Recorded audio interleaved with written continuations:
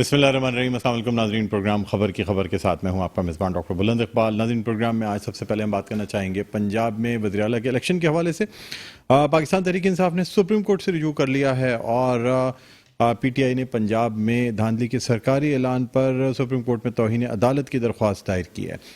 यानी नाज़रीन, अब देखना ये होगा कि जो बाई इलेक्शंस में पाकिस्तान तहरीक इंसाफ ने वाइट वॉश किया 13 जमातों का ये इत्तेहाद, लेकिन पाश पाश हो गया। क्या वजह बनी कि पाकिस्तान तहरीक इंसाफ जो है वो 20 में से 15 नशिस्तें जीतने में कामयाब हुई, जबकि कहा जा रहा था कि शायद पाकिस्तान तहरीक इंसाफ इतनी नशिस्तें नहीं जीत पाएगी। अब पंजाब का सियासी मंजरनामा तब्दील होता नजर आ रहा है। लेकिन नाज़रीन, दूसरी जानिब ये भी कोशिशें की जा रही हैं कि किसी तरह पंजाब में पाकिस्तान तहरीक इंसाफ की हुकूमत ना बनने दी जाए। इस हवाले से पाकिस्तान मुस्लिम लीग नून और पाकिस्तान पीपल्स पार्टी में इख्तलाफात भी नजर आते हैं। इसी हवाले से नाज़रीन बात करना चाहेंगे। इस वक्त हमारे साथ वीडियो लिंक पर मौजूद हैं आसिफ बाजवा साहब, जो कि पाकिस्तान मुस्लिम लीग नवाज से ताल्लुक़ रखते हैं, मेंबर प्रोविंशियल असेंबली हैं। हम खुशामदीद कहना चाहेंगे। अस्सलाम वालेकुम सर, खुशामदीद कहते हैं प्रोग्राम खबर की खबर में।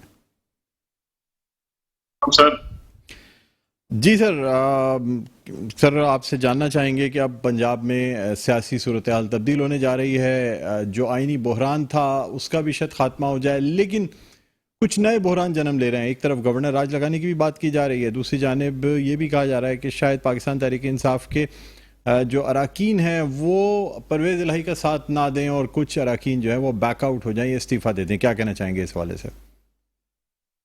बिस्मिल्लाहिर्रहमानिर्रहीम। आपका बहुत शुक्रिया, आपने मुझे वक्त दिया।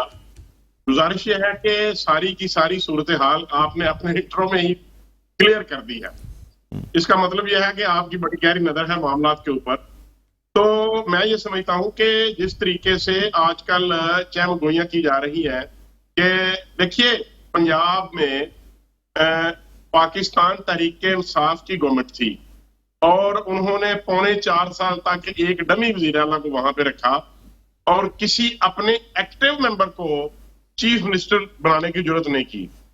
क्यों? इसकी वजह क्या थी? उसकी वजह यह थी कि पंजाब में सूबाई असेंबली में बहुत ज्यादा ग्रुपिंग थी और जिन लोगों पे लोग एतमाद करते थे उनको प्राइम मिनिस्टर साहब ने चीफ मिनिस्टर नहीं बनाया और बहुत फेस भी किया, उसको डिफेंड भी करते रहे और उसको वसीम अकरम कहते रहे। लेकिन आपने देखा कि पंजाब में क्या हाल हुआ, एक नाकाम गवर्नमेंट का, एक डमी गवर्नमेंट का। अब ये देखें कि जो सूरत तब्दील हुई, 5 सीटें पहले से उनकी कम हो गई हैं। पहले 20 सीटें थी उनकी, अब 15 आ गई हैं। 5 पे हम कामयाब हुए हैं, ये हमारी कामयाबी है। अब देखना ये है कि सर 4 में हुए ना, आप आजाद उम्मीदवार को भी अपने साथ ही मिलाते हैं, यानी जो भी पाकिस्तान तहरीक इंसाफ के खिलाफ होगा वो आपका दोस्त होगा? नहीं, वो दरअसल ना पिछले इलेक्शन में वो हमारी तरफ से कैंडिडेट थे और इस दफा भी उन्होंने और वो रनर अप थे, उन्होंने टिकट मांगी। लेकिन चूंकि हमारी क्यादत ने कमिटमेंट की थी उन लोगों के साथ जो लोग पीटीआई को छोड़ के वापस आए थे, उन्होंने कमिटमेंट की थी कि हम आपको टिकट देंगे। हमने सियासी तौर पे नुकसान भी उठाया, लेकिन हमारी क्यादत जो कमिटमेंट की थी सियासत में, उसको उन्होंने ऑन किया और उसको पूरा किया। वो हमारे ही, उन्होंने कहा था कि आप मुझे टिकट दे दें, अगर नहीं भी देते टिकट तो फिर भी अगर मैं जीत गया तो मैं पीएमएलएन के साथ। सर लेकिन 2018 के इलेक्शंस में तो आप कहते हैं ना धांधली हुई है, पाकिस्तान तहरीक इंसाफ को जो है ना वो सीटें दी गई हैं। क्या आप मानते हैं कि 2018 के इलेक्शंस में पाकिस्तान तहरीक इंसाफ ने जितनी सीटें जीती थी इलेक्शंस में वो तमाम तर जो है वो बिल्कुल वोट्स के थ्रू जीती थी? आप तो खुद इल्जाम लगाते रहे आपकी पार्टी की धांधली हुई, ये इलेक्शन जो है ये पाकिस्तान तहरीक इंसाफ के नाम कर दिया गया। सर ये तो कोई शख्स नहीं कह सकता। पूरी सियासी जमातें जो है वो इस इलेक्शन को 2018 के इलेक्शन को उन्होंने नहीं माना और हम तो असेंबली में नहीं जाना चाहते थे, लेकिन दीगर सियासी जो कुव्वतें थी उन्होंने कहा कि हमें अपना किरदार पार्लियामेंट के अंदर बैठ के किरदार अदा करना चाहिए। तो उस इलेक्शन को किसी ने फेयर नहीं माना। लेकिन ये जो 20 सीटों पे इलेक्शन हुआ है, इसको पूरी दुनिया जानती है कि ये फ्री एंड फेयर इलेक्शन हुआ है और उसमें हमने 5 सीटें उनसे छीनी है जिनमें उनके कैंडिडेट कामयाब थे। अब देखना यह है कि पंजाब में तहरीक इंसाफ वाले कहते हैं कि हम बहुत बड़ी जमात हैं, हम बहुत बड़ी पार्टी हैं, लेकिन आज भी उनके पास चीफ मिनिस्टर का कोई कैंडिडेट नहीं है। उन्होंने आज भी पाकिस्तान मुस्लिम लीग काफ को चीफ मिनिस्ट्री देने की ऑफर की हुई है। अब सूरत हाल ये है कि उनके अपने ही मेंबरान उनकी इस बात से अलाइड हैं और उनसे नाराज हैं, और वो ये समझते हैं कि हम अपना फर्ज नहीं पूरा कर सकते अगर हम इलेक्ट हों पाकिस्तान तहरीक इंसाफ के निशान पर और हम वो काफ लीग वालों को। इसलिए ये उनके लिए बड़ी परेशानी वाली बात बनी हुई है। लेकिन जो पाकिस्तान तहरीक इंसाफ की क्यादत है वो हमारे खिलाफ सुप्रीम कोर्ट में या इस तरह उधर उस तरह की बातें करना चाह रही हैं और कर भी रहे हैं, लेकिन को पता चल चुका है कि उनकी जमात के अरकान ही उनका साथ छोड़ने जा रहे हैं। इस वजह से परवेज इलाही साहब इंशाल्लाह चीफ मिनिस्टर नहीं बनेंगे। अच्छा, तो आप लोग पूरी कोशिश कर रहे हैं किसी तरह परवेज इलाही साहब चीफ मिनिस्टर ना बने? देखिए, हमारी तो कोशिश है, हम टफ टाइम देंगे इंशाल्लाह। तो सर आप लोग ही तो कहते हैं कि भाई ये जब जिसकी मेजॉरिटी हो, अगर तहरीक अदम एतमाद कामयाब हुई तो उस वक्त ये एक डेमोक्रेटिक प्रोसेस है, जिसकी अक्सरियत हो उसको हक हासिल होना चाहिए कि वो जो है वो हुकूमत करे। आपकी पार्टी को भी सिंपल अक्सरियत थोड़ी है सर। आपकी पार्टी पीपल्स पार्टी ने भी तो सर शहबाज शरीफ साहब को वोट दे के वजीर आजम बनाया है। पीपल्स पार्टी के वोट आपकी पार्टी से निकाल लें या बाकी जमातों के, तो क्या शहबाज शरीफ साहब रह सकते हैं प्राइम मिनिस्टर? मैं क्लियर करता हूं आपकी इस बात को जी। आप जरा थोड़ा चले जाएं, तहरीके अदम इतमाद से पहले का सिनेरियो देख लें।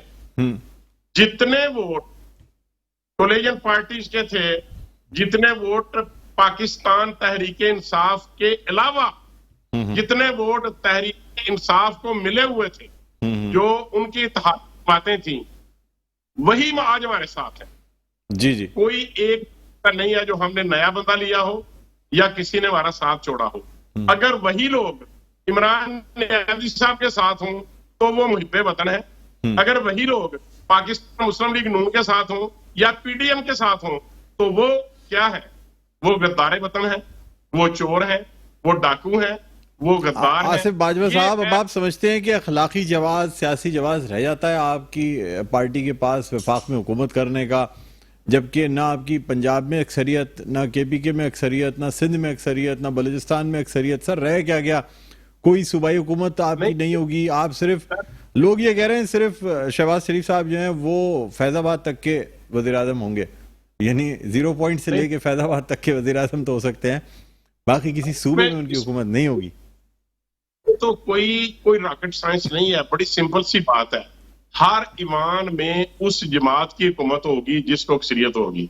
मसलन कराची में सिंध गवर्नमेंट में, सिंध के ईवान में, वेरी में, सिंध के ईवान में अगर पाकिस्तान पीपल्स पार्टी को अक्सरियत हासिल है तो उनकी गवर्नमेंट है। पंजाब में अगर पीटीआई को थी तो उनकी गवर्नमेंट थी, फिर हमारे पास आ गए पीएमएलएन के पास, तो फिर हमारी गवर्नमेंट है। अब अगर 22 तारीख को हम अक्सरियत साबित करें तो हमारी गवर्नमेंट होगी। सर अक्सरियत कैसे साबित करेंगे, सवाए इसके कि जोड़ तोड़ की जाए, या जो इस वक्त की अपोजिशन है वो तो अब अक्सरियत में आ गई ना सर, तो अब तो वो यानी आपकी हुकूमती पार्टी जो है वो इस वक्त अकलियत में है, अपोजिशन ज्यादा है अक्सरियत में। इस वक्त की मैं बात कर रहा हूँ, एज ऑफ टुडे। अब अगर आज आप जोड़ तोड़ करें, अरकान को खरीद लें, आज़ाद उम्मीदवार हों, मतलब पाकिस्तान मुस्लिम लीग काफ के लोग हों, आपको उनको भी वज़ीर आला बनाना पड़ेगा। उनको भी कोई फायदा नहीं नजर आ रहा। जो मैक्सिमम बेनिफिट्स उनको पाकिस्तान तहरीक इंसाफ के साथ देने पे मिल सकते हैं वो मिल रहे हैं। आप उनको वज़ीर आला, वज़ीर आज़म तो बनाने से रहे, या तो आप चौधरी शुजात हुसैन को वज़ीर आज़म बना दें और फिर उनको कुछ वो करें तो वो कहेंगे हाँ यार ये तो कुछ ज्यादा की बात हुई, वज़ीर आला से ज्यादा की। अभी तो मैक्सिमम चीजें उनके पास हैं, वो एंजॉय कर रहे हैं सर इन चीजों को। और ये आपको मैं आपसे जानना चाहूंगा, आप नहीं समझते कि चौधरी परवेज इलाही की वजह से ही पंजाब में इतना आईनी बहरान चलता रहा सब कुछ? आप लोग, उन्होंने एक दिन भी सुकून से हुकूमत करने का मौका नहीं दिया है, क्या ये बात दुरुस्त है? नहीं, उन्होंने बिल्कुल हमें सुकून से हुकूमत करने का, परवेज इलाही साहब ने हमें कोई मौका नहीं दिया, इसमें कोई शक नहीं है, हम इस बात को समझते हैं। लेकिन ये कोई पार्लियामेंट्री रवायत नहीं है, ये कोई पार्लिमानी रवायत नहीं है। हाँ। पार्लिमान में तो वो चलता है जो कॉन्स्टिट्यूशन कहता है। जो असेंबली के सर पैसा भी कवायद चलता है और वैसे। जो असेंबली के कवायद होते हैं, जो असेंबली के रूल्स होते हैं, हाँ। उनके तहत असेंबली चलती है। लेकिन आपने देखा कि परवेज इलाही साहब ने उन सब की, उन कानून की, आइन की और असेंबली के कवायद की धज्जियां उड़ाई और किसी भी तरीके से ईवान को चलने नहीं दिया। अब देखें, अब आप अगर ये कहते हैं ना कि जी आपके पास क्या जवाब रह जाता है, तो मैंने इससे पहले भी अर्ज किया कि क्या इमरान नियाजी साहब के पास हमसे ज्यादा अक्सरियत थी? इतने ही वोट उनके साथ थे जितने वोट आज हमारे साथ हैं। तो 4.25 साल तो उन्होंने हुकूमत की। क्या हमें हक हासिल नहीं है कि अब हमारे पास अगर वो इत्तेहादी जमातें उनके साथ 4.25 साल रह सकती हैं, अगर उन्होंने उनके साथ की हुई कमिटमेंट्स पूरी नहीं की, अगर उन्होंने अपने वादे पूरे नहीं किए, उन्होंने डिलीवरेंस नहीं की, उन्होंने जो वादे दावे कंटेनर पे बैठ के किए थे उनके अपने अराकीन उनके साथ छोड़ गए हैं, तो हमारे तो सारे के सारे अराकीन हमारे साथ हैं। हमारी तो अक्सरियत है, उतने ही बंदे जितने बंदों के साथ उन्होंने गवर्नमेंट की थी 4.25 साल, हाँ। बंदों के साथ आज हम हुकूमत करेंगे। क्या हमारा ये कानूनी और आईनी राइट नहीं है?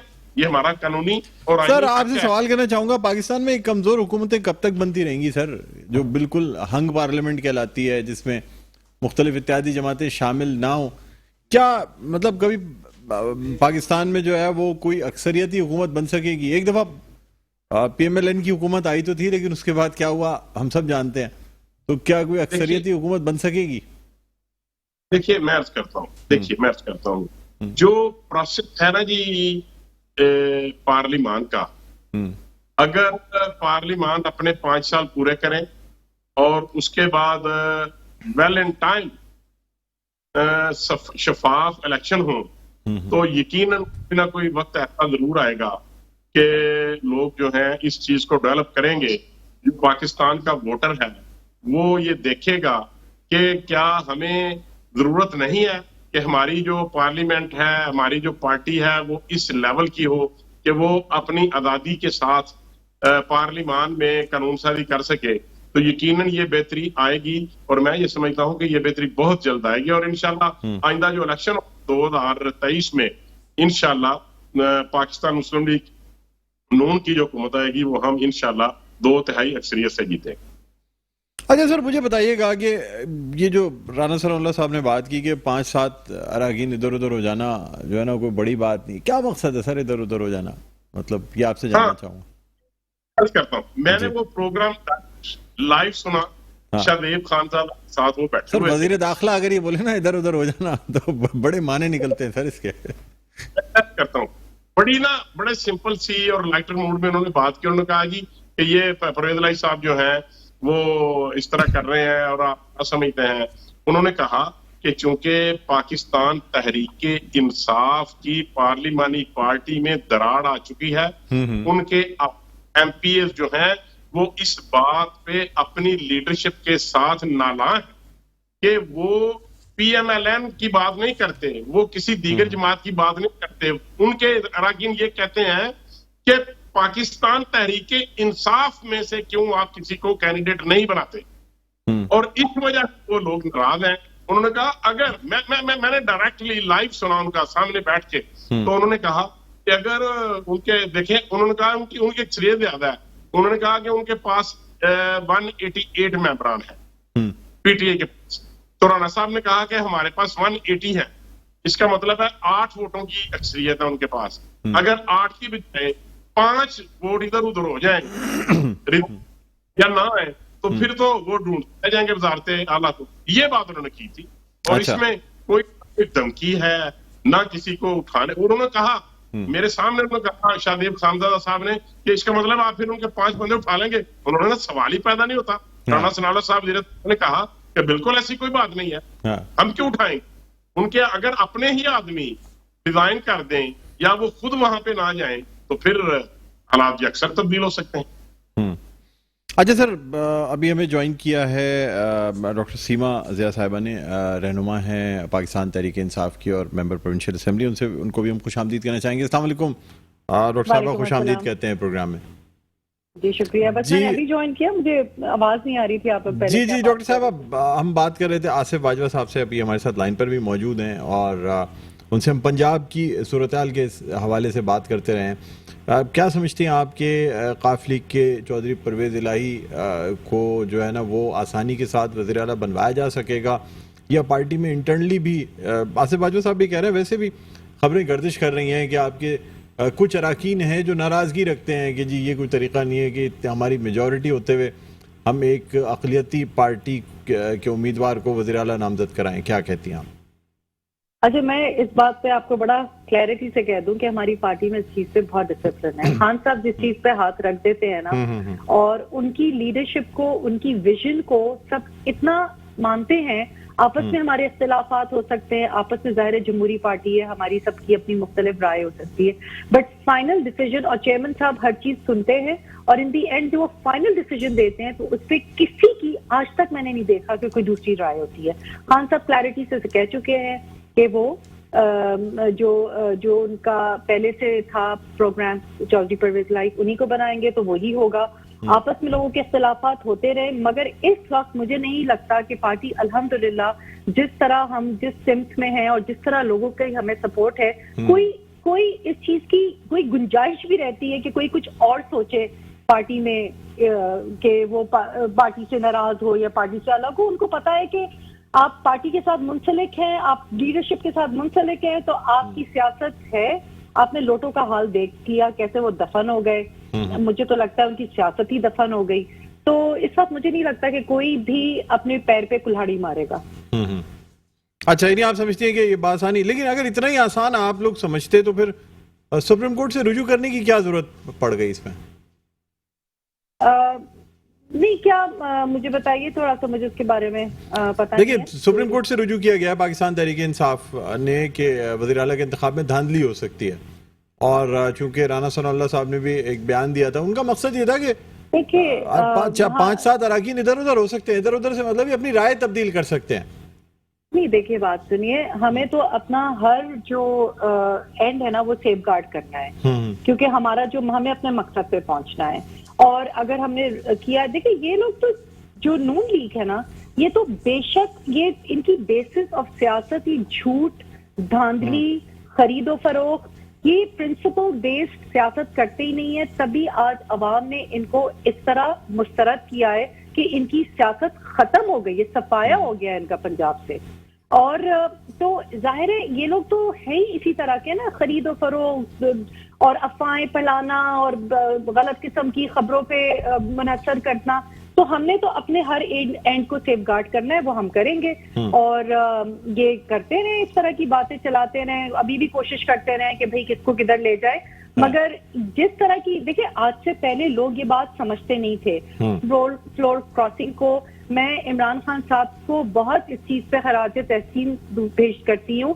पहले उन्होंने सियासत को आम किया, हर घर में सियासत, पहले एक सियासत चंद खानदानों में थी, चंद लोगों में थी, उन्होंने सियासत को हर घर में लेकर आ गए, हर आदमी सियासी हो गया, हर घर में लोगों की राय हो गई। उसके बाद उन्होंने करप्शन के बयानियों को आम कर दिया, हर इंसान को समझ आ गई करप्शन एक बुरी चीज है, करप्शन हो रही है और गलत हो रही है। अब उसके बाद उन्होंने जो नेक्स्ट किया कि सियासत के अंदर ये जो फ्लोर क्रॉसिंग लोटोक्रेसी है, ये जो है ये एक गलत चीज है जो सियासत में आ गई है। इसको हमें मुस्तरद करना है, हमें एक जमहूरी फैसला अवाम ने देखना है। अगर आप गलत हैं, आप अपनी पार्टी के साथ खड़े रहें, प्रिंसिपल पे खड़े रहें, आप दूसरी तो अब ये वाला जो सिस्टम आ गया था ना कि आप इसको खरीद लें, उसको बेच लें, वो चला जाए इधर। अच्छा मैडम, यहाँ एक बात मैं आपसे करना चाहूंगा, वैसे खान साहब के जब अपने लोग इधर उधर गए ना, तब उनको अंदाजा हुआ कि फ्लोर क्रॉसिंग जो है या किसी भी पार्टी में फॉरवर्ड ब्लॉक जो है वो अच्छा नहीं है। इससे पहले उन्होंने खुद अपने खिताब में कहा कि पाकिस्तान मुस्लिम लीग नून में फॉरवर्ड ब्लॉक बन रहा था और मुझे मना किया गया कि इस फॉरवर्ड ब्लॉक को अपने साथ ना शामिल होने दूं, वरना पाकिस्तान मुस्लिम लीग नून खत्म हो जाती। मना किया गया ना, यानी तब खान साहब ने उस फॉरवर्ड ब्लॉक को अपने साथ शामिल नहीं किया, वरना वो भी पाकिस्तान तहरीक इंसाफ का हिस्सा होते, जो कि पाकिस्तान खान साहब ने तो जो लोटे हैं उनको भी एक फाइनल वार्निंग दी थी जी कि आप अभी भी अगर आ जाएं तो आपको माफ कर देंगे, अगर अभी भी आपसे गलती हो गई है तो आपको माफ कर देंगे। तो हम तो मतलब कि अगर चले, कहते हैं ना वो सुबह का भूला कर आ जाए तो उसको शाम को घर आ जाए, हमने तो हाँ शाम को घर आ जाए, तो इनको तो हमने वैसे भी हो जाता है। देखिए बात दफा हो सकता है कि आप किसी के प्रेशर में, जैसे वो अलीम खान ग्रुप था, जहांगीर तरीन ग्रुप था, आप एक प्रेशर में आ जाते हैं और आप उस क्लैन को बिलोंग करते हैं, उस ग्रुप को बिलोंग करते हैं, तो आपकी वो एक भेड़चाल हो जाती है। तो उन्होंने तो उस वक्त भी कहा, मगर अब मुझे लगता है इसकी कोई गुंजाइश नहीं रही है। अब जो है, जो हमारे इत्तेहादी हैं वो क्लियर कट हैं, उनको हम उनके साथ खड़े हैं। जिन्होंने हमें छोड़ा है तो उन्होंने छोड़ दिया है। और एटीएम्स आपको छोड़ के चले गए, जो आपकी पार्टी के एटीएम दिखाया जाता है कि खान साहब ने बहुत एटीएम का इस्तेमाल किया, लेकिन उसके बाद तो नहीं, देखिए ये एटीएम्स का ना जो नाम है ना, ये उछल गया। सियासी पार्टीज में आपको हर तरह की लोग फंडिंग करने वाले लोग होते हैं। देखिए, आपको ऐसे लोग भी चाहिए होते हैं जो स्ट्रीट पावर हो, आपको ऐसे भी लोग चाहिए होते हैं जो आपकी थिंक टैंक हो, आपको ऐसे लोग भी चाहिए होते हैं जो आपको फंड करे। ये सियासी पार्टी का हिस्सा होता है। मेरी जो कंट्रीब्यूशन कुछ और होगी, कोई दूसरे साहब होंगी, उनकी कंट्रीब्यूशन कुछ और होगी। तो ये सियासी पार्टी हर बहुत सारे लोग, ये कोई क्लब नहीं है कि अपनी मर्जी के चंद लोग आपने ले लिए।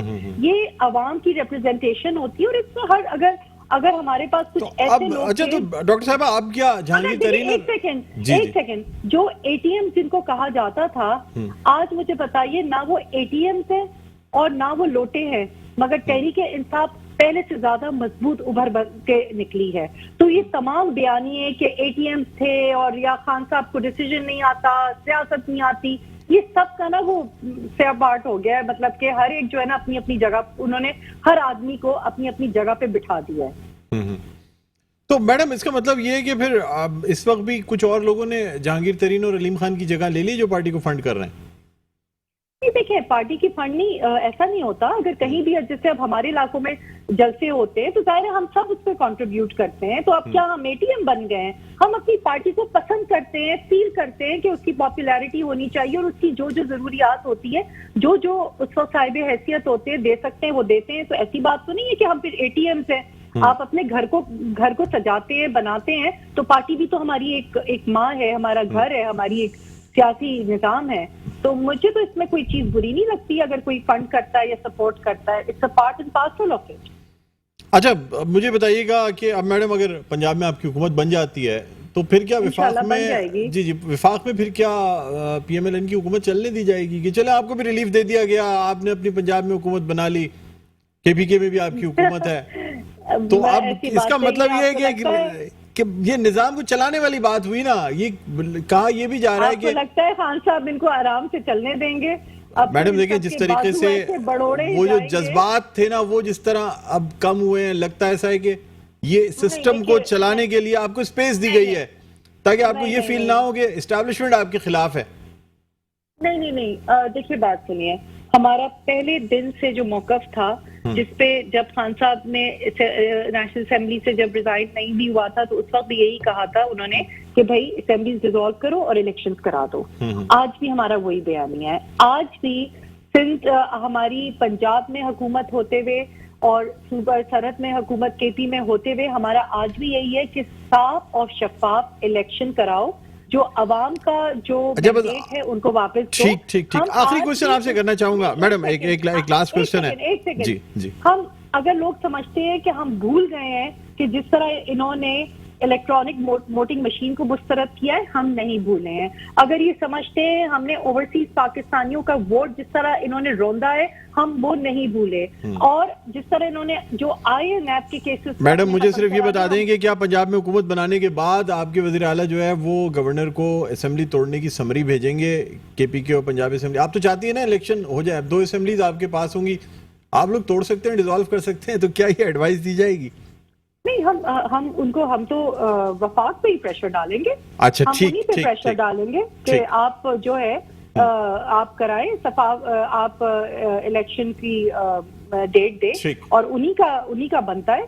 और चीफ इलेक्शन जो इस वक्त हैं उनके वो बहुत मुतनाज़े हैं, उनको तो खुद ही रिजाइन कर देना चाहिए। उनको हम चाहेंगे कि वो रिजाइन करें। ये हमारी तमाम तरजीहात होगी। आसिफ बाजवा साहब को फाइनल नोट मुझे दे दीजिएगा, फिर मैं वक्फे की तरफ जाऊंगा।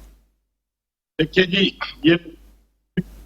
ये कतई तौर पे असेंबली को डिसॉल्व नहीं करेंगे। 2014 का जो इनका डांसिंग प्रोग्राम था, कंसर्ट था, जो जिसको ये धरना कहते हैं, उसमें भी ये वहां पे कहते थे कि रिजाइन दें, और खुद इन्होंने रिजाइन किए, लेकिन केपी में इनकी गवर्नमेंट थी, इन्होंने रिजाइन नहीं दिए वहां से। अभी इनके वहां से रिजाइन दिए हैं, तो क्या मतलब है कि केपी से ये रिजाइन क्यों नहीं करते? और अगर इन्होंने रिजाइन कर रहे थे, अगर ये असेंबली को चलने नहीं देना चाहते थे, तो फिर इनको ये इलेक्शन में आने की क्या जरूरत थी? लेकिन बाजवा साहब वो कह रहे हैं कि विफाक की असेंबली नहीं चलने चाहते हैं, पूरे मुल्क में इलेक्शन हो, सूबों के जो है ना वो असेंबलियां नहीं तोड़ना चाहते। बहरहाल बहुत बहुत शुक्रिया आसिफ बाजवा साहब, आपका शुक्रिया। डॉक्टर सीमा जी आपका शुक्रिया। नाज़रीन एक वक्फे के बाद दोबारा आपकी खिदमत में हाजिर होते हैं, कहीं ना जाइएगा, देखते रहिए प्रोग्राम खबर की खबर। जी नाज़रीन वेलकम बैक। एक तो फिर आपको खुशामदीद कहते हैं प्रोग्राम में खबर की खबर। मैं हूं आपको मेज़बान डॉक्टर बुलंद इकबाल। और नाज़रीन अब हम कुछ बात करना चाहेंगे, एक तरफ तो सिंध के शहरी इलाकों में बल्दियाती इलेक्शंस के हवाले से, दूसरी जानब जमात इस्लामी की जानिब से हक दो कराची मार्च का शारा कायदीन पर ऐलान कर दिया गया है। और आपको बताते चलें कि जमात इस्लामी की जानिब से एहतजाजी जो सिलसिला है वो जारी है, साथ साथ इलेक्शन की तैयारियां भी की जा रही हैं। दूसरी जानिब मुत्तहिदा कौमी मूवमेंट पाकिस्तान और जो दीगर जमातें हैं PSP, महाजिर कौमी मूवमेंट और पाकिस्तान पीपल्स पार्टी भी अपनी अपनी तैयारियों में मशगूल हैं। नाज़रीन इसी वाले से बात करना चाहेंगे, इस वक्त हमारे साथ ऑनलाइन मौजूद हैं नायब अमीर जमात इस्लामी कराची जनाब उसामा रजी साहब। अस्सलाम वालेकुम सर, खुश आमदीद कहते हैं प्रोग्राम खबर की खबर में। जी वालेकुम अस्सलाम। उसामा भाई सबसे पहले तो बताइएगा कि बल्दियाती इलेक्शंस की कैसी तैयारियां चल रही हैं, क्या एक्सपेक्ट कर रहे हैं, क्या पोजीशन है इस वक्त? देखिए हम तो डॉक्टर साहब 3-4 साल से, बल्कि 5-6 साल से कराची की बहाली पर तहरीक चला रहे हैं, और हमारा इंतखाबी एजेंडा इससे अलहदा कोई नहीं।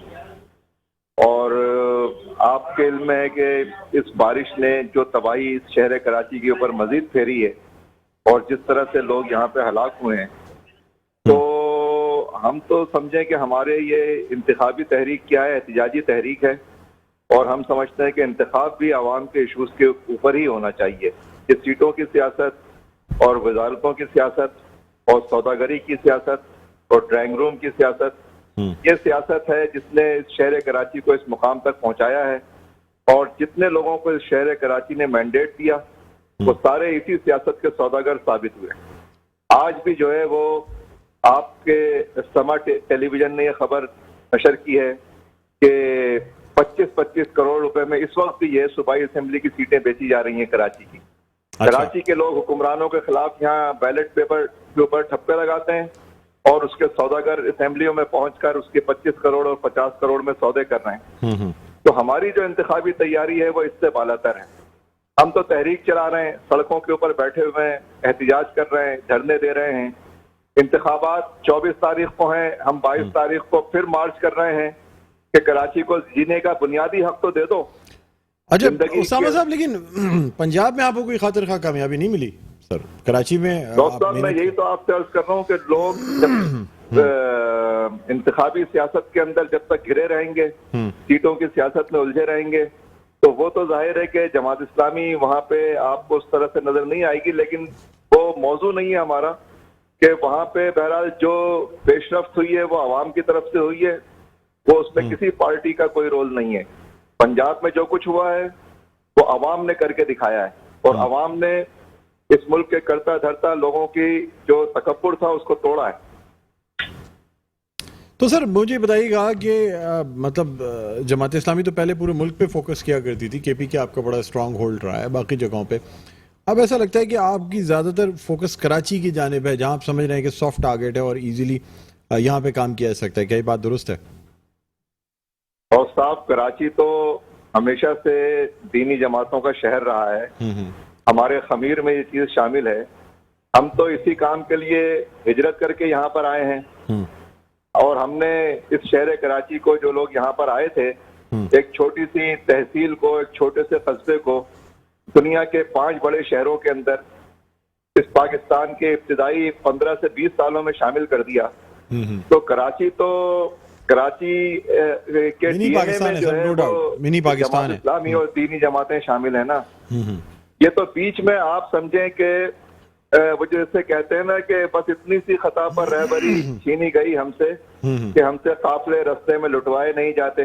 तो ये 30-35 साल जो बीच के गुजरे हैं, जिसने कराची के ऊपर तबाही की क़यामत ठाई है, बस ये एक बीच का गैप है। वरना कराची तो हमेशा से, आप इसकी हिस्ट्री देख लें, ये दीनी जमातों से, दीन से निज़ाम मुस्तफ़ा से मोहब्बत करने वालों का शहर है, और हमारा इसके अलावा और क्या जिंदगी का नस्बुलैन और मकसद है। तो हम तो कराची तो हमारा हर एतबार से सर फहरिस्त है।